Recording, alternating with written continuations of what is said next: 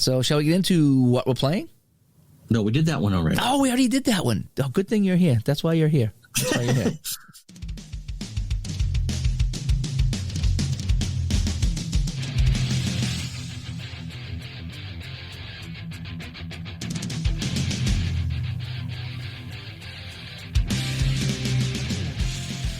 Hello, everybody, and it's time for the Digital to Dice podcast. I am Dave. I'm Ron. And Ron, we got episode 128. What do you got for us? You're bypassing Boston on 128. You know, 128 actually, it combines with 95 and then separates, and I think it might combine again. It is a real confusing route to follow. And if we get to episode 495, then we can really bypass Boston. Yeah. Dave from the Cape, you're on the liner line. Yeah, I want to talk about Pedro. Pedro. I used to listen to a lot of talk radio back in the day when people used to complain about the Red Sox and the whole bit. It was fun back then. Anyway, this is the Digital to Dice podcast, and ways to get a hold of us, digitaltodice.com. That is our website where we park all the shows over on Spreaker. We have a text line, 978-751-DICE, 978-751-3423. Send us a text. We may or may not read that on the show. I've been having some nice hockey conversations with people over there. We've been playing some hockey replays, and I've been trying to follow it over there. Keeping an eye on my Bruins, as they've been playing some good seasons over there. The email, digitaltodice at yahoo.com is how you can get a hold of us by emailing over on Facebook, facebook.com/groups/digital to dice. And of course, our brand new Patreon page where you can support the show, patreon.com/digital to dice. And Patreon is PATREON.com. And thank you so much to all the people who have pledged to support the show. Yes. If you're not in our Discord yet, if you're a Patreon supporter and you are not in Discord, please get a hold of us. We believe that we have sent out either emails or Patreon notices to everybody that's signed up in the $5 club member category to come into our Discord server and chat with us. If you have not, if you're a $5 Patreon member and you have not get any contact from us, please let us know, because I believe that we have contacted anybody, but we don't want to miss anybody. Absolutely. Because a lot of people come in at once and then it trickled in, and so we were trying to make sure that we had everybody. So again, please get a hold of us if you have not at least got to invite to the Discord. You don't have to go in the Discord. We can do everything through Patreon. In fact, we'll send out some more correspondences through Patreon, but at least with Discord, it's a lot more user-friendly, community-friendly over in the Discord. And speaking of the Discord, Ron, we've got some great suggestions for the show. For shows, yes. In the Discord. And that's why that's there. It's the people that are supporting the show, and they got some great ideas, and we are listening to you. And one of those topics we're going to talk about today, archiving your replays, was what we're going to talk about today. And people are talking in Discord about, when you get done a project, you get done a game, what do you do with it? Do you have an encyclopedia? Was one of the things that people talked about. So we're going to talk about what we do as far as archiving our replays. And we're going to talk about some of the other ways that we've seen people archive their replays. And then, of course, we're going to ask you, how you do when you do your games. What do you do with your games? So that was in our Discord there. So thank you for that there. They've also got some great suggestions on our monthly event, and this month's event is going to be a chat between us probably the next few days. So if you're one of our Patreons, look for the link for that probably this weekend, and you will get that exclusive event to our club members on Patreon as part of our club member agreement. And let me see what else we got going on there, Ron. I think that's all the house cleaning we have here. I believe so. Yeah. I actually went to the store today and I was all excited, Ron. I found my green orange aid, it's called. It's a sparkling orange aid made with real fruit juice, Ron. Only 20 calories per can. Very good. Very good. I love nice and spelled. I love my what do I drink there? The flavored seltzer water that I usually drink there. Because I kind of get off of soda. If I go out, I'll have a ginger ale at a restaurant. But for the most part at the house, I drink water, Gatorade, and the seltzer, flavored seltzer water. But I like this green orangeade stuff here. I don't know who makes it. I think it's Coca-Cola that makes it. But it doesn't have any fizz in it. So I can drink it and I don't get any of the burps I get with the other stuff there. Yeah. And, and you do get the burps, so you got to keep muting the microphone when I do stuff. I drink because I'm diabetic and really can't, and certainly can't drink orange juice anymore. unless it's in a mimosa form. The Polar Diet Orange Dry, which is a little bit of orange juice, a little bit of fake orange soda, and fizz. Oh, nice. And they sell it in 8 packs at the store. Oh, nice. It's a 12-ounce can, so I get a little bit of orange juice taste without the diabetic coma that comes. Yeah. I don't drink orange juice much at all. I mean, the only time I really drink orange juice is if sometimes we go out to breakfast, or especially if we go away to a hotel, and the next morning you get downstairs for breakfast, you always have a small glass of orange juice. That's the only time I really have it, because it is really, really sweet. It really is. Oh, my goodness. When I was first on my own 1,000 years ago, one of the things that I splurged on with my limited income was I wouldn't buy the orange juice from concentrate, but I would buy the 96 ounces of Tropicana Pure Premium, which was just orange juice. It was never it was, as you would, with pulp, because I'm a sucker for things like that. Oh, man, I get the extra pulp. Yeah, when I can, I do. I love the pulp and orange juice. It's one of the few things I miss about being diabetic. There are certain things you can't do, and orange juice is right up there at the top. Yeah. But we had the diner that used to be across the street from us. You'd have loved her. They squeeze the oranges themselves. Ooh, and so if you got a glass of orange juice, you could see it being freshly squeezed. Yeah. They had a thing one time, I don't know if it was by Ronco or whatever, but you would beat up the orange, right? And then you would stick this little device in there, and you would just drink it right out of that little device there, It was fresh orange juice. It couldn't get any fresher. I don't know how much juice you actually get out of it, but it was kind of on that same idea. 1995 at Walgreens, CVS, Safeco, and J.C. Penney. But wait, there's more. That's right. So anyway, alrighty. So what do you think? Should we get into what we're playing? Yeah. All right, here we go.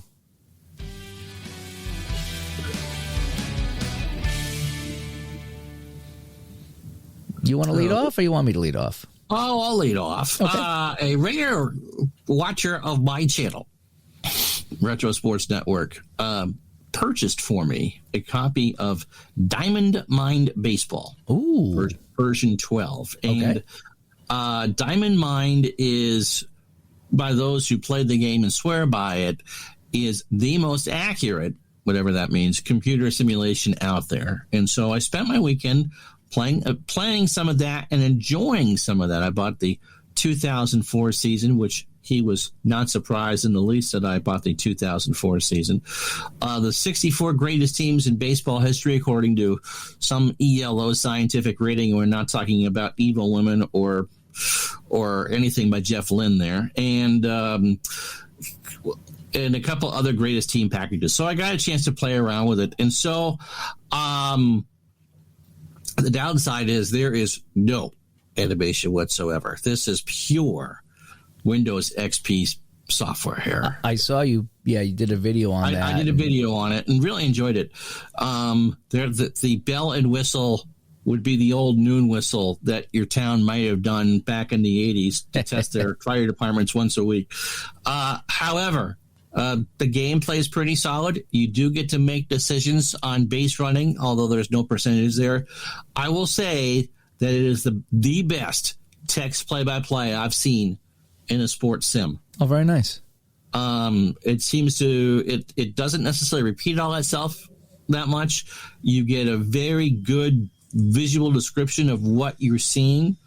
It makes you feel like you're at the game, and it has to make up for the fact that, again, there's no animation at all. You can add pictures and ballpark pictures and player pictures to it.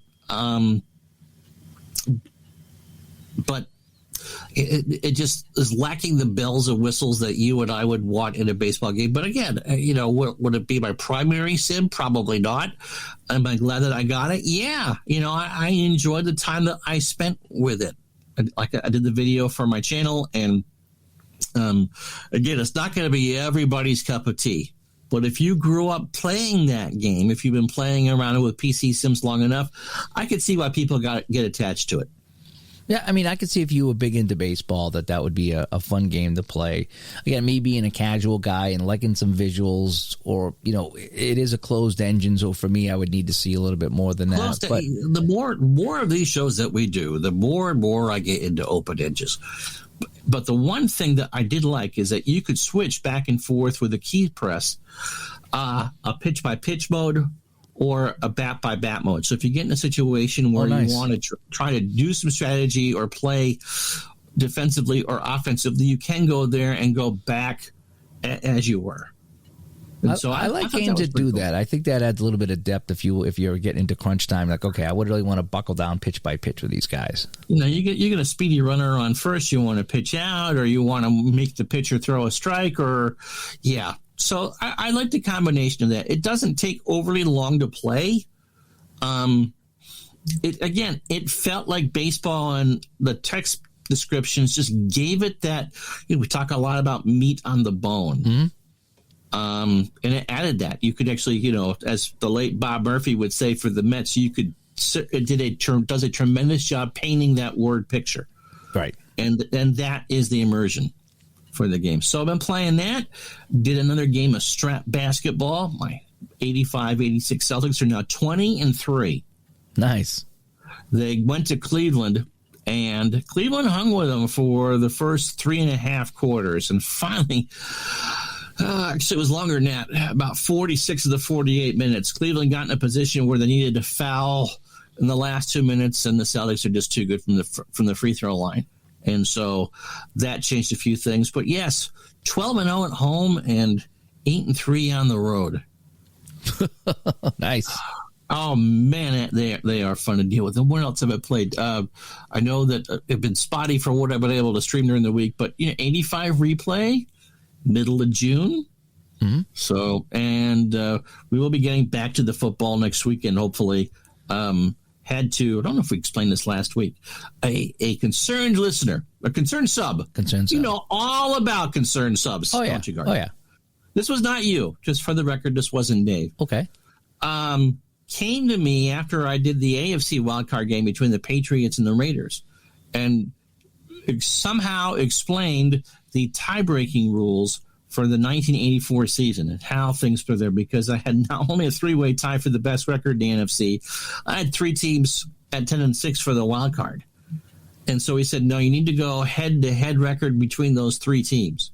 And so I thought it was going to be the Giants hosting the Bears in my wild card game. But when you looked at the head-to-head record, the Giants and Bears did not play, but the Los Angeles Rams beat them both. Wow. So the Rams will get home field for the wild card game, and they will play the Giants, because I think the Giants had the better conference record. So the Bears played themselves out of the playoffs. So, yes, that's a type of depth we go to make sure things are as accurate as possible. So that's been pretty much it for what I've been playing. I've been playing some Apple Hockey again. I dug that out. I've done some videos. I did 2 videos on Apple Hockey. I did a slow play video where I really kind of slowed it down and rolled the dice and said what was happening. And then I did another video on 4 ways to make Apple Hockey play faster and easier for you. Because, again, I love Apple Hockey. It's a great game. But it's just one of these things where if you try to read the rule book, you're just going to be all kinds of confused. And so between people in the community and even myself to a lesser degree, we've kind of simplified the game. We've kind of sorted out some of the messes that the rule book can get you into. And so it's just, I think it makes the gameplay faster. I think it flows better. I think it's more enjoyable. You can get penalties faster, assists faster, sort out the fights faster. Everything like that, and there's even a new chart that I'm using that gets rid of that ODAI defense that is so infamous with Apple Hockey. I just can't stand it. So now I don't use that, and I use this new chart right off the Mike Berger Appometrics page, and I'm loving it, and it's making this game even more enjoyable than it was. And so I've been trying to show people with the videos how I've adapted some of these things to make this game so much better.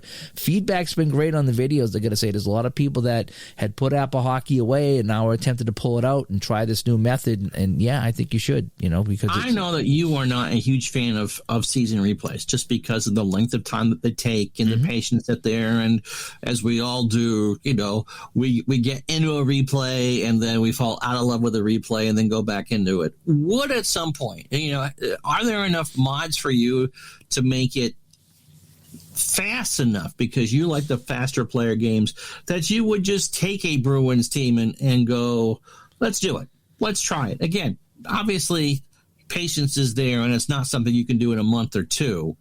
But if you said, look, over the next year, this is the season, would you do it? Yeah, I think now that I've got the game to a point where it plays pretty quick, I think I would. I think at some point, if I sat down and plotted it out, if I said, look, every once I'm going to play a game, I'm going to every Thursday I'll play a game, and every Monday I'll play a game, no matter what, and not streaming or anything, just play it out and record the stats. I think I might, take do a one team replay. I'm actually thinking about for my my next Apple Hockey project is to do the 70-71 Cup Finals with Boston-Chicago rather than Montreal-Chicago, and see how Boston would have fared against the Blackhawks if I played a best of 7. I would think it would not go 7. I think the Bruins would win. Well, they took Montreal to 7 with Dryden. Chicago did. So, it's hard to say to see how Esposito and company could do. But that would be my next product, because I love Apple Hockey, but again, the long products are tough. I like to do my one-offs. I like to do my playoff series. But I would consider at some point, if I could sit down and say, look, let me get in 2 games a week, that would be what? If I did 2 games a week, that'd be forever if I did a 78-game schedule, let's say. It would be a year. Right, but it's all about the journey, not the destination. Yeah, but it's something I would consider doing. I think I really would. So along with Apple Hockey, I've been playing mostly Stratomatic PC baseball. I fired up 1975, and I'm playing the Reds as the Reds in the National League and as the A's in the American League. I won both on opening day, and then the next day I lost. So I think I'm 1-1 with each team. And really enjoying, the relaxation of Strat PC baseball on the computer, where I can come home from work and just put on a game and play it in 10, 15, 20 minutes and just enjoy it. And like I said, I decided to manage the teams.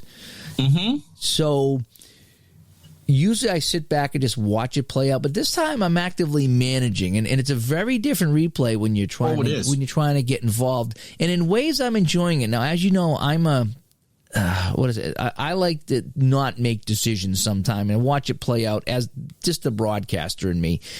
But every now and then I do like to manage, so I'm managing these teams. The only thing I did find that I'm having I don't want to say a problem with, but I don't have many pitchers in my bullpen, and I forget if it's the Reds or the A's. And I remember, when you go into the bullpen and Strat, and they get symbols next to their names, that means they're going to be pitching, in the next starting. Mm-hmm.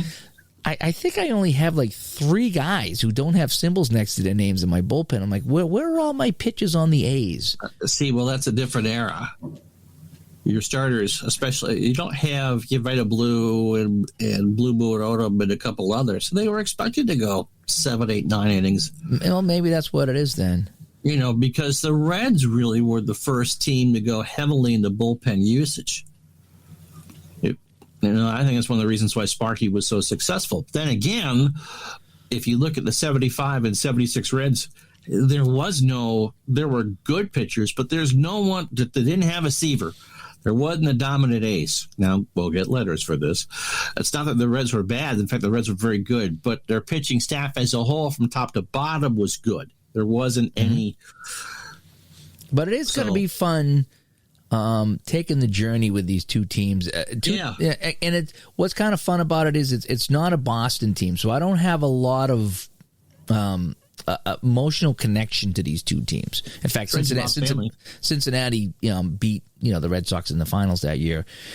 But for me, it's going to be, learning the teams, just looking at the names. I remember these names, Perez and Joe Rudy and all these guys. And these teams are loaded, and it's kind of fun, playing as guys that you remember. And I still get the baseball cards from and the whole bit. So this is more a very casual, relaxing, nostalgic replay for me than it is anything else. I'm really not. I'm really not. I don't want to say I'm not taking it serious, but I'm really just going to try to enjoy it and not be too worked up, because both of these teams should do quite well for me. And I'm not going to, if they don't, they don't. I'm just going to try to have some fun with it as I learn how to play strat baseball on the PC and just have a good time with it. Now, my 86 Red Sox, that's another story. I think I'm going to go back. Maybe when I'm done this replay, which will probably take me a while because I'm playing two teams, I think I might actually go back and give that 86 Red Sox team another whirl. Because that's a fun team. I got to do better than I did in my replay. And I just kind of sat back and watched for the most part and let that play out. And we just got hammered. There's no other way to say it. That Red Sox team got hammered in my replay. Yeah, it wasn't just your Clemens starts. I mean, they finished well below 500, right? Weren't they 70 and 90 years? Yeah. Yeah, we were 20 games out of first place. And so I guess that's just one of those anomalies. So I'd like to go back and replay that again. Maybe play every other game or something, or every third game or something. Maybe like every opening game of a series. Find some way that I wouldn't have to play every game, and just see if the results are any different, and just put my mind at ease that okay, yeah, I did better than my first one. Because again, once you roll the dice, anything can happen. But I think that was a little extreme as far as that went. So we'll go back and do that one again. But I think that's all I've been really playing. At least when I pulled out the app of hockey, I did a test game before I did any videos because I hadn't played app of hockey in a few months. And I needed to kind of refresh myself. And that's another good topic for shows is rusty. How many times we've gone back to a game and it's just like, oh man, am I rusty at this? So I had to kind of like work out the kinks and figure out how to play it again. And it all came back pretty quick. But I got to use my new hockey dice tray. And I was real excited about that. Right. But I couldn't use it on the live broadcast because it was a little too big for the table. So I had to go back to my smaller one. Although maybe I did squeeze it in there. I forget. I tried to use it, but I think it was just a little too big for the table. So I'll use that when I'm offline. But it was fun rolling on my new hockey dice tray. After using the baseball, which I love the baseball one. Oh, I love the baseball one. Daniel did a really, really good job of those for me. But I did get to use the hockey one, so that was kind of fun. So anyway. Yeah. The topic at hand? Yes, Dave. Let's go to the topic at hand.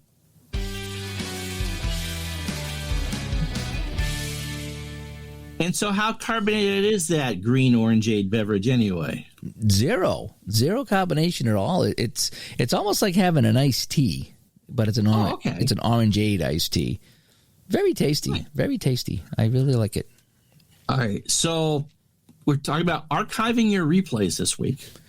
Yeah. So that was something that was brought up in Discord by one of the Patreon members of the show, and he was talking about how he uses an encyclopedia, I think it was, to catalog his replays. And so that got us thinking, what do we do with our replays when we're done with them? And what are some of the other ways we've seen people catalog their replays?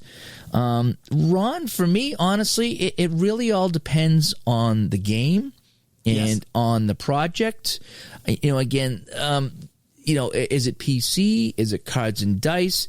What I tend to do, if I get a really good replay and it's a classic and it's something that I enjoyed thoroughly, I'll usually do a recap video on my YouTube channel.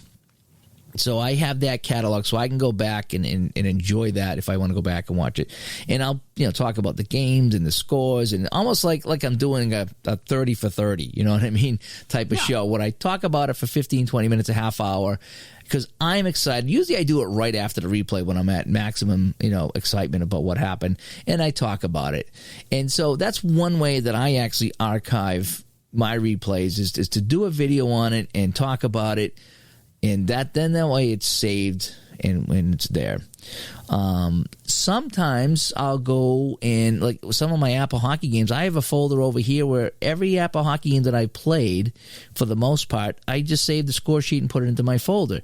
And every now and then I go through it and I look through it, and it's kind of, oh, I remember playing that game, and I remember playing this one. And it's just kind of a little trip through, recent memory lane to go back and look at some of the games that I've played.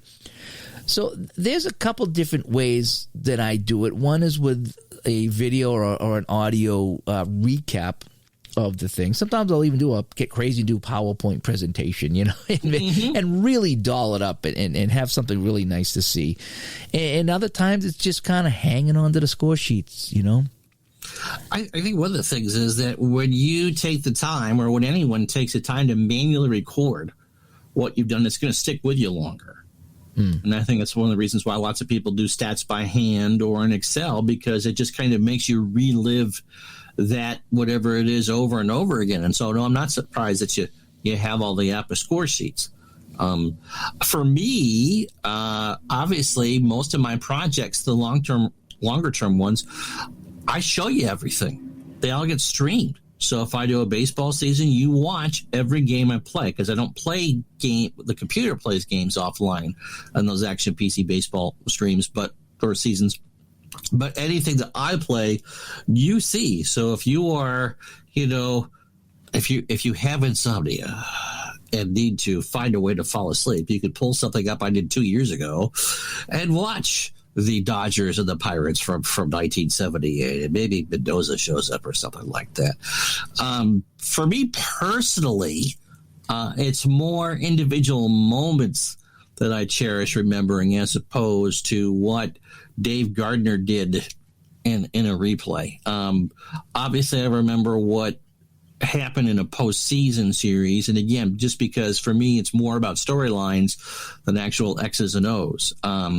Again, having Ron Guidry knocked out of the first or second inning of the deciding game of the 78 American League Championship Series by Texas will go with me a long time, and you can watch that over and over and over again if you wish.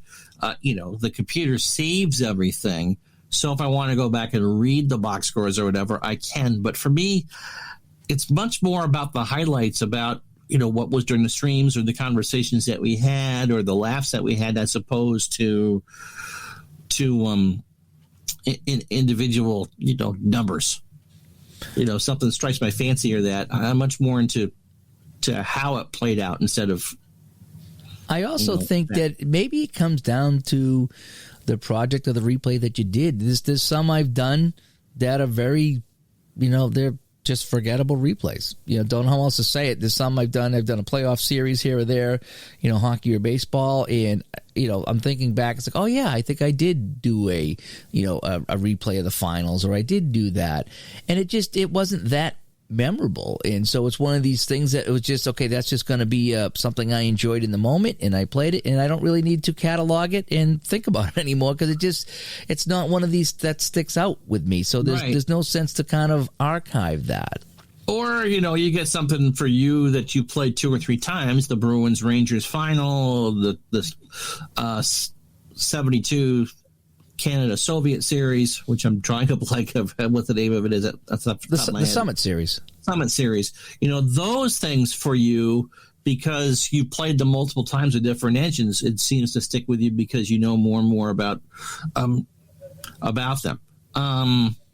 I know for longer term projects that I'm doing offline, the computer's doing all the archiving keeping. So the 77 Red Sox, the 75, 76 Islanders, and the 85, 86 Celtics. The computer keeps all those numbers. And again, I don't think when I'm done, the numbers will be there, but because hard drive space is cheap. But again, for me, it's more about the journey than the final destination. The one thing you brought up when we were talking about what we're playing is, would I do a single season replay with one team in Apple right. Hockey. If I were to do that, I absolutely would save every score sheet for that replay. And, I'd somehow keep the stats, probably just something in Excel, because I wouldn't, it's just be one team, so I don't mind keeping one team's worth of stats. And right. So that's something where, you hear people saying, geez, I went through my closet the other day and I found all these old score sheets from games I played. That's kind of fun. That's kind of neat. So that's something I would definitely keep a folder on if I did a big replay like that, because that's going to be a long replay. It's going to be something I want to look back on, maybe pull out a score sheet for a certain game if something kind of crazy happened, to kind of look back and say, oh, remember that right there. So I think I would do that if I was playing a long cards and dice product. I would probably keep my score sheets for that. Now, some people in some games, which I have not figured out how to do, but the game itself on the PC has some kind of an encyclopedia. A lot of them do. I don't know how to use them yet. That might be a good idea for a show or a video for somebody to do, to show how to use that encyclopedia. Whereas, thinking the Action PC, they're automatic. The problem is I don't play consecutive seasons. I know that the super long-term ones I'm doing in Strat will be consecutive seasons, and that might make an encyclopedia look a little more appealing to me. But when you jump around and do different years, it just makes it's just kind of a hodgepodge. And I think when people ask about encyclopedias, it's, look, I did this era of teams from 77 to 85, or I did the Cowboys from 70 to 83. And you get that, not only do you get the experience of playing on those games, but the continuity of from one year to the next and building a career replay for players. Does Tony Dorsett match what he did in Dallas on your project as he did in real life and vice versa?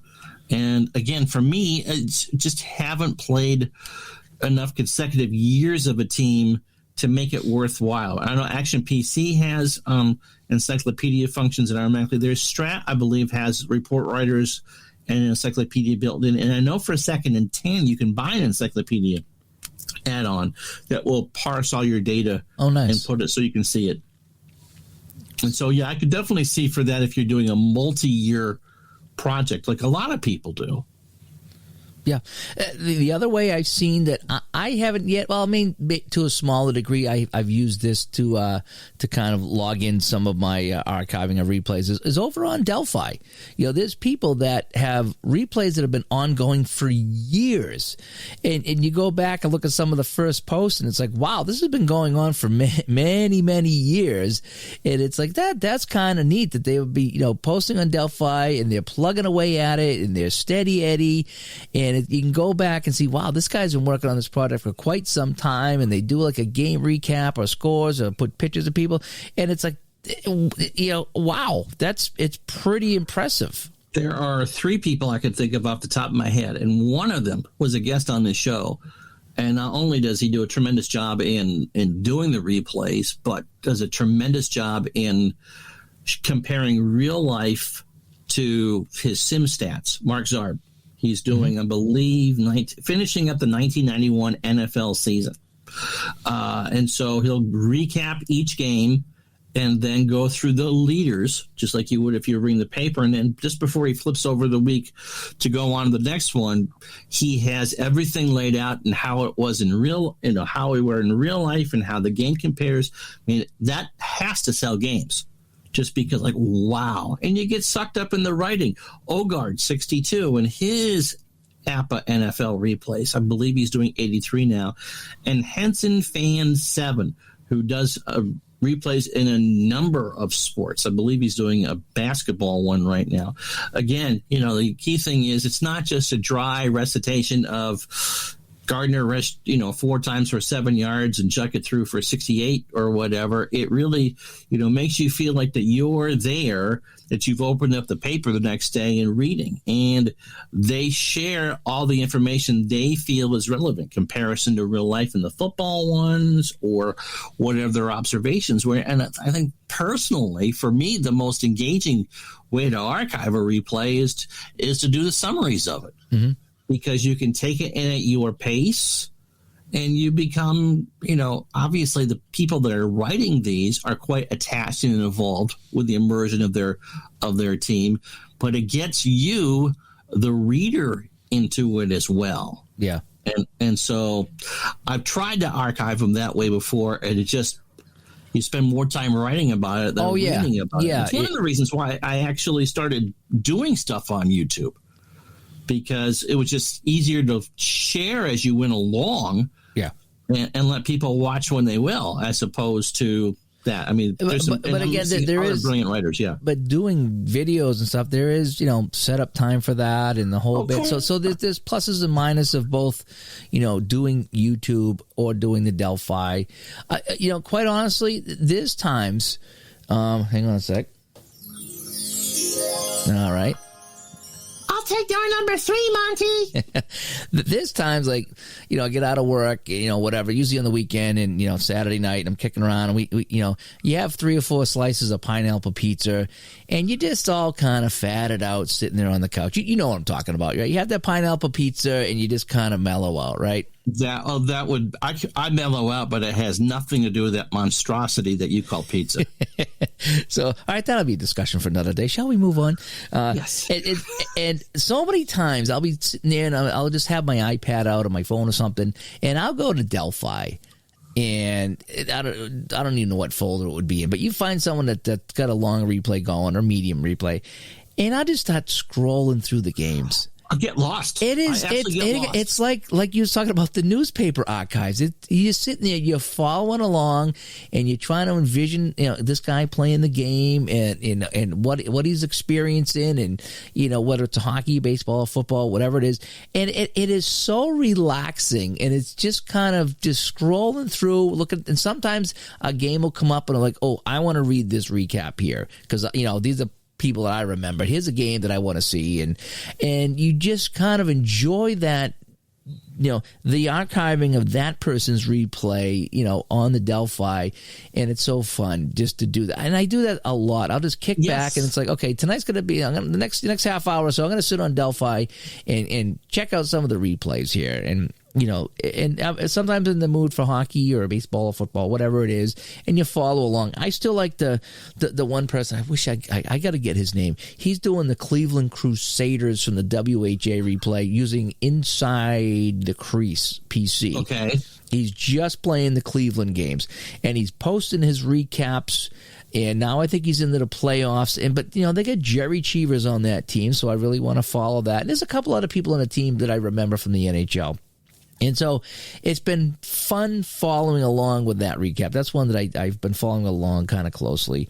And that's like one of the first places I go. When I see his folder active, I go and I follow along some games. Yep, there's a few I'm not sure if he's playing all the playoff games or if he's still playing the Cleveland games. I think Cleveland made the playoffs in his replay. I think.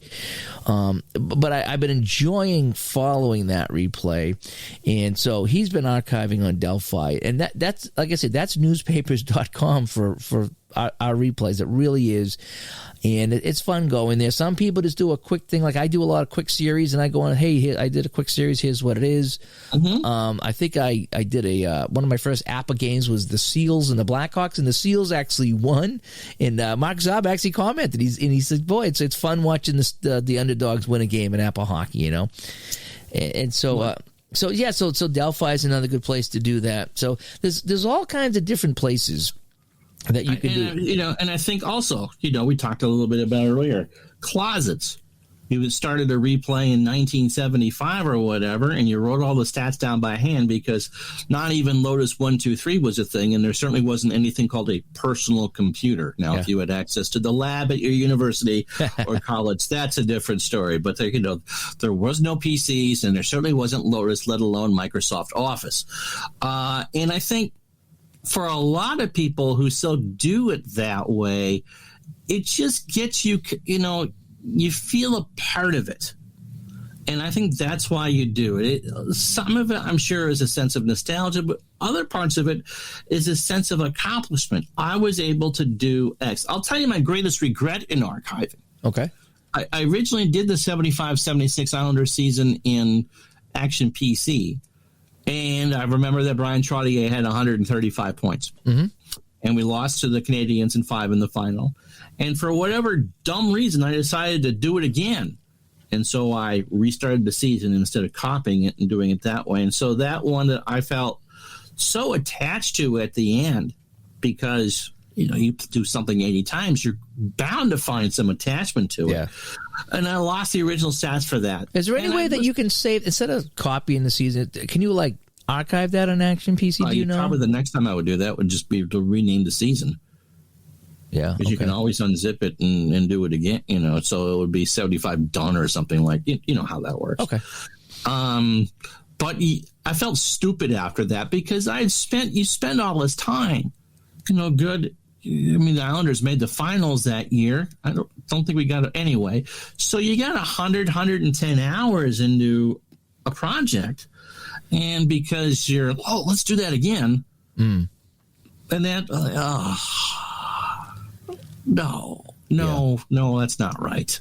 Yeah. So that's the regret. Of course, you lose for me because everything's on computer. You switch computers and you just don't think about things like that. I did the 06 or the 05 season to the Red Sox and the Mets. So whatever year, I think it was 05. And the Mets made the World Series. I picked because Pedro. I just, he's on my wall over here in the Red Sox uniform. And that was the year that Ortiz hit 50 home runs. And so the Red Sox struggled and the Mets went to the World Series. They didn't in real life, but they did in that. And because I just didn't think of things like that or moving them back and forth and sorting them by strat every year and yada, yada, yada, those are gone. But the things I remember was Pedro pitched well and the Toronto Blue Jays won the World Series. They beat the Mets in the World Series. But I don't have what Pedro's specific numbers were. And by the time that the Red Sox season mercifully came to an end, I was so frustrated with them that, I was like, no, I really don't want to remember. And you get kind of lost in the end of a project. Just get through it. Just get through it. I want to get to the good stuff that you don't take time to appreciate what it is. We've talked about rushing through the bad things. So like, no, you did all this. And so, because that was the first full season project I did from start to finish. I played 162 for both of those teams. Oh, wow. Yeah. And all the playoffs for the Mets, which would have been 3 rounds. So, that would have been nice to have in retrospect. But I think at the time, 15, 16 years ago, it really didn't occur to me that you might want this for the future, not knowing that I'd ever do anything like this. I think the other way I have saved some of my replays, and it's probably the most common way, is just to save something on the computer. Now it is, yeah. Yeah, I mean, like when I did that 70-71 hockey replay, playing every game in Downey's Final Score hockey, I don't think I have those score sheets anymore, but I do have, the spreadsheet of that, the final that I did, you know what I mean? All the final stats and stuff, not stats, but standings. I didn't keep stats. But I remember being absolutely amazed how on the spot they were. And I don't know if I did a video on that, but I do have somewhere, I have the spreadsheet for my final results for that. And what I tend to do is I have, folders on my computer for the different games that I have, and I'll just save it in those folders. So if I ever want to go back, I can go in there and pull it out. So, I remember doing that replay there, and I pull out the final standings and see how close I came to the actual or whatever. So I do a lot on the saving onto my PC. I have, like I say, different folders on my D drive or whatever it is to, so that way I can find some things. But so that's where I go with a lot of that stuff there. If it's a computer game, maybe if I can't save it, I'll try to take a screenshot and then save it in that folder. So at least I can go back and say, hey, here's how I did on that one there.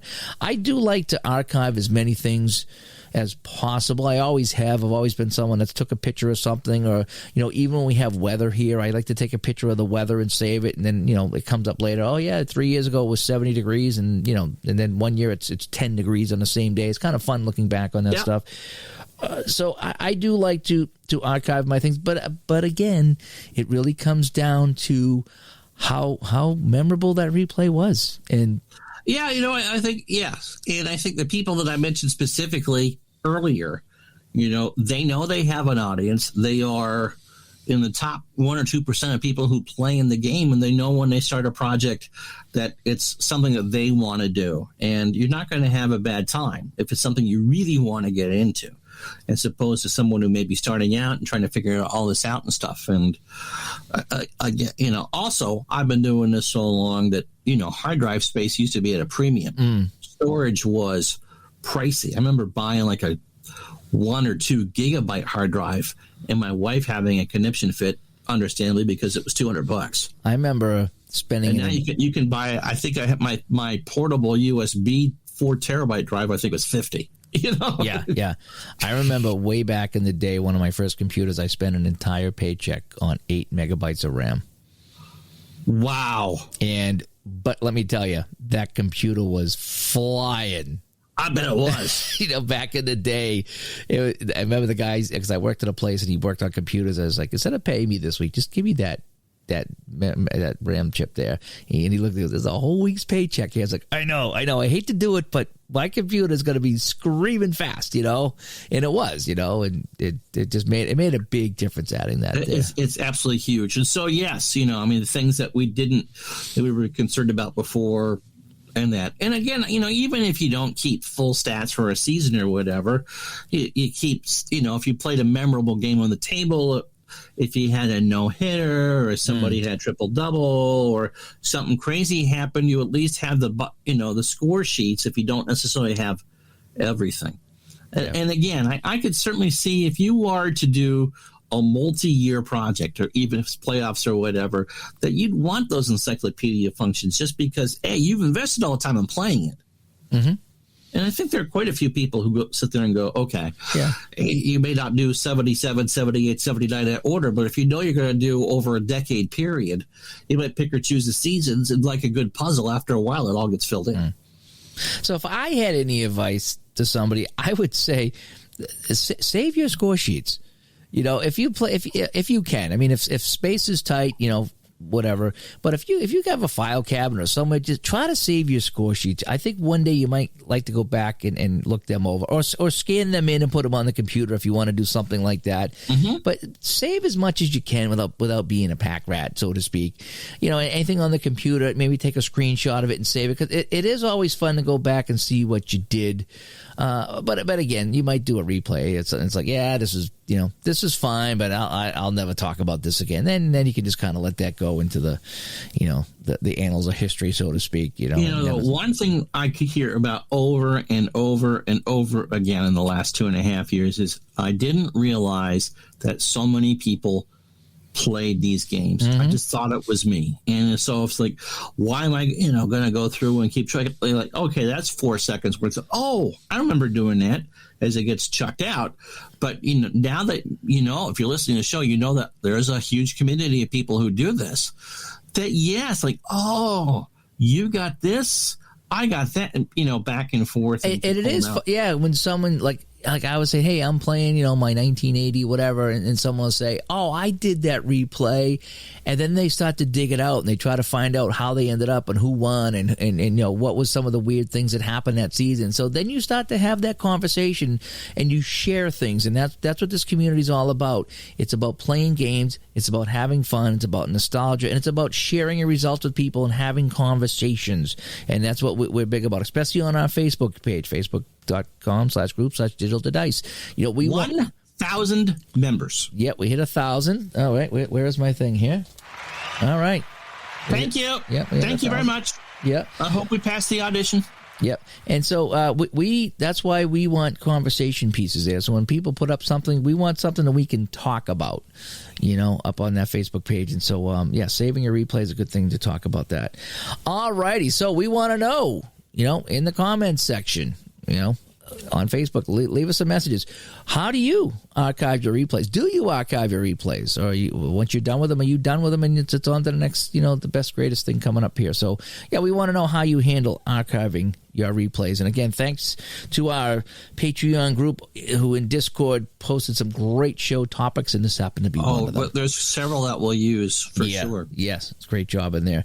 All righty. So Dave, who was in our Navy Federal Credit Union 3 stars of the week?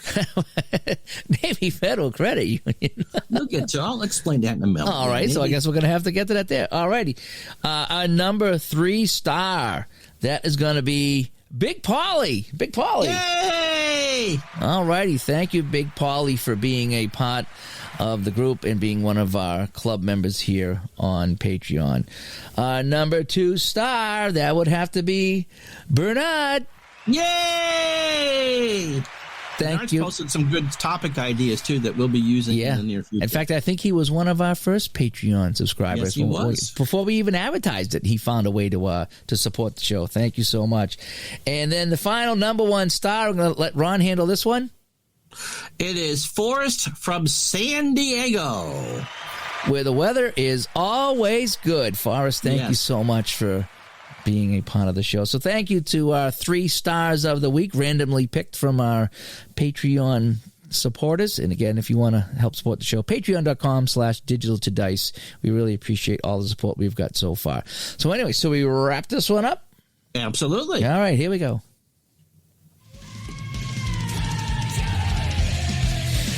All right, by the numbers, this has been episode 128 of the Digital to Dice podcast. The Bypassing Boston edition. That's right. And today we talked about archiving your replays, another great topic from our Patreon member in our Discord. Ways to get a hold of us. Digital2dice.com is our website where we park all the shows over on Spreaker. And that after the shows are uploaded on Spreaker, they appear on my YouTube channel. So some people prefer to listen on YouTube, so they're over there on YouTube as well. Dave Gardner Videos, I think, is where I am on YouTube. 978-751-DICE is the text line. 978-751-3423. Send us a text. We may or may not read that on the show. The email, digital2dice@yahoo.com. And then once again, our Facebook group, facebook.com/group/digital2dice. That wraps up show 128. Yes, it does. And we didn't talk about weather today. I guess the weather must be fine. Yeah, I had enough of the weather last weekend, so yes, that's fine. It's supposed to snow here tomorrow. Oh, that's right. You're still up north, so you still get snow well into April. I forgot about that. That's right. I've watched the Bastards in the Blizzard. Not making no kidding. Yeah. Good for you. Good for you. All right. Thanks. We'll talk to everybody later. Bye-bye.